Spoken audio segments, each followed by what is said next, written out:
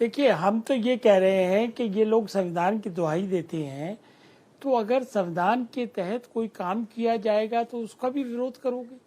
Article 44 जो है वो बड़ा क्लियर है डायरेक्टिव प्रिंसिपल्स का। उसमें कहा गया है कि the government will ensure formation of uniform civil code. खाली मुद्दे की तलाश में हर इशू को मुद्दा बनाने की असफल प्रयास करना, इसके अलावा और क्या है? देखिए, गुमराह करने की भी एक सीमा है। गुमराह करा जा रहा है, ठीक है। धार्मिक परंपराओं को छेड़ा जाएगा, पूजा पद्धति को डिस्टर्ब हो जाएगा। अरे भाई, यूनिफॉर्म सिविल कोड उन चीजों के बारे में बिल्कुल नहीं है। ये मैरिज है, डाइवोर्स है, इनहेरिटेंस है, सक्सेशन है। इसके अलावा इसमें ज्यादा कुछ नहीं है। वन नेशन वन लॉ सब जगह ये लागू है।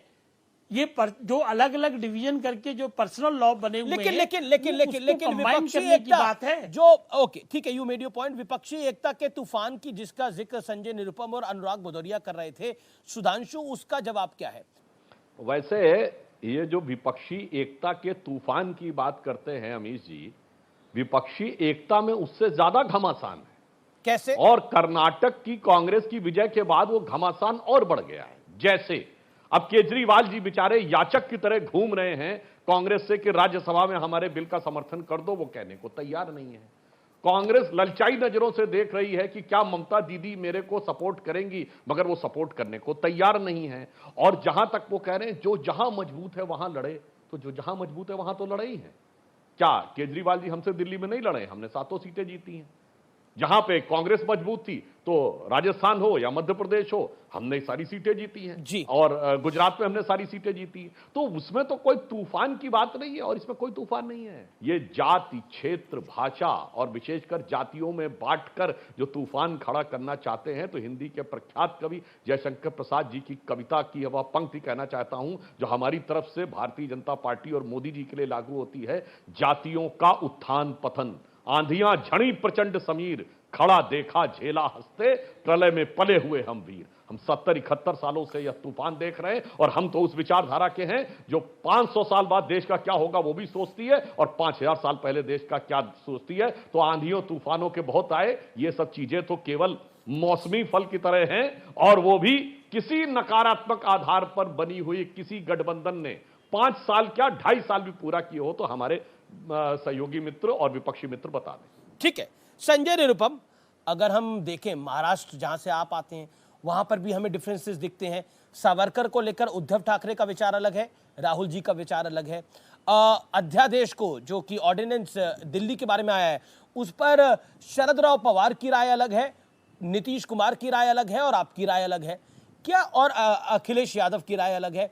क्या आपको लगता नहीं है कि मेनली आपका रीजन है मोदी को पहले हरा दें और उसके बाद आपस में निपट लेंगे?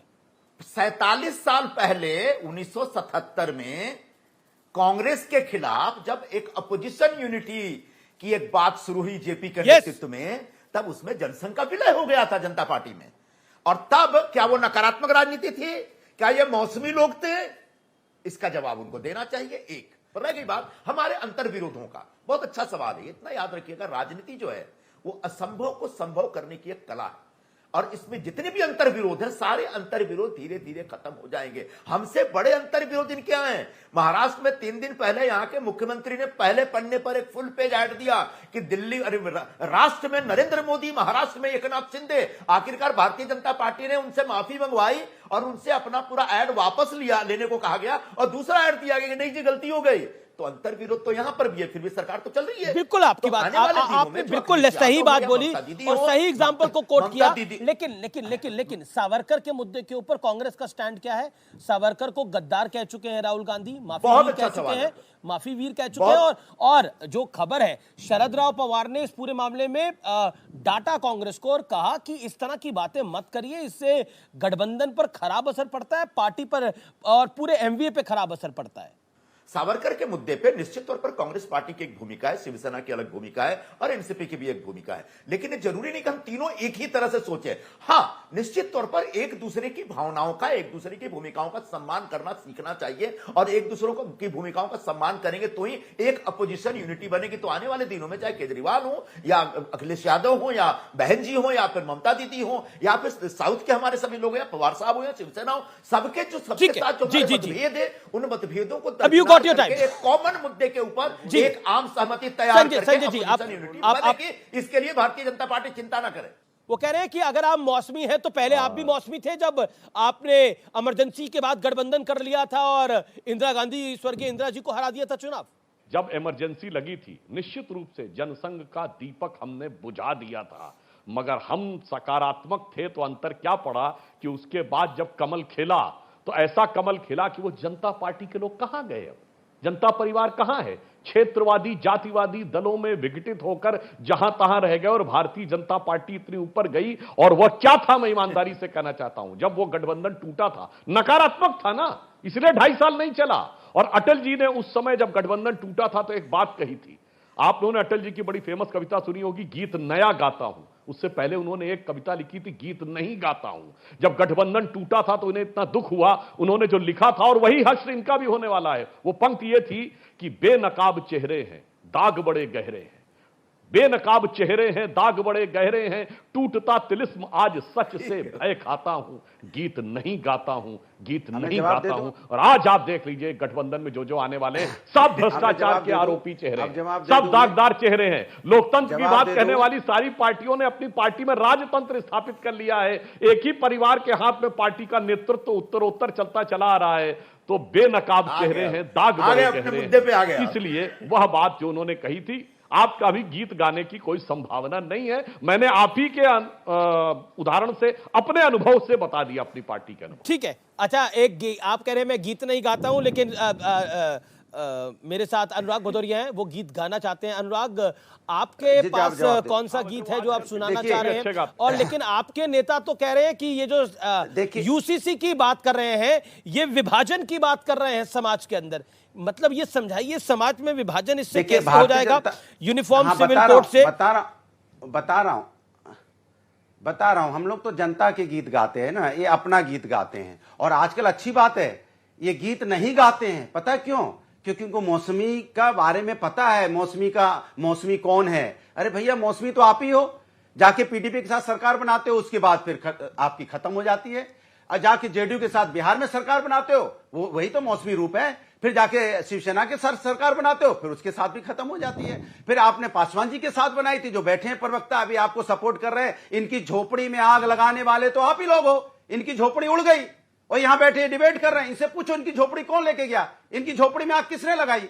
अरे झोपड़ी इशू नहीं है। आपकी झोपड़ी कहां है प्रभु? अभी तो आप देश की बात कर रहे अरे हो। वही इशू है, उसीलिए तो आपकी पार्टी दो हिस्से में बट गई। वो हमारा चिराग पासवान है, उनके चाचा के पास चले गई, पार्श्वनाथ जी के पास हुआ। और आप कह रहे हो कि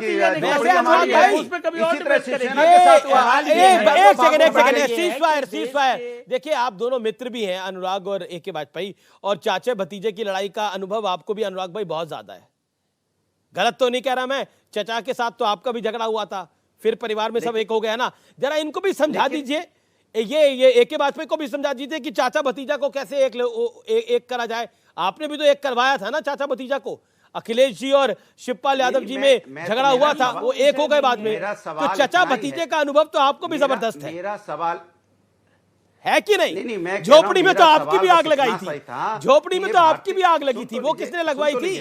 आपकी झोपड़ी। चलो, इनकी झोपड़ी में आग लगी, आपकी झोपड़ी में जो आग लगी थी वो किसने लगवाई थी, बताइए ना। इनकी झोपड़ी चली गई।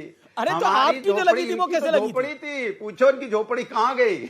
ठीक है, सुधांशु इस पर कुछ कहना चाहते हैं? सुधांशु जी, एक बड़ा आरोप है कि आप सबकी झोपड़ियों पे आग लगा देते हैं। मुझे झोपड़ी से एक बात याद आई। जी सुधांशु, देखिए, संजय निरुपम जी ने हमारे लिए कहा था ना कि हमारे पूर्व अवतार जनसंघ ने, तो ये समाजवादी पार्टी का जो पूर्व अवतार था 77 से पहले, शायद भदौरिया जी भूल गए, सोशलिस्ट पार्टी हुआ करती थी। और सोशलिस्ट पार्टी का चुनाव चिन्ह होता था झोपड़ी। याद नहीं होगा शायद भदौरिया जी को, तो मैं याद दिला देना चाहता हूं। और कांग्रेस का हुआ करता था 2 बैलों की जोड़ी।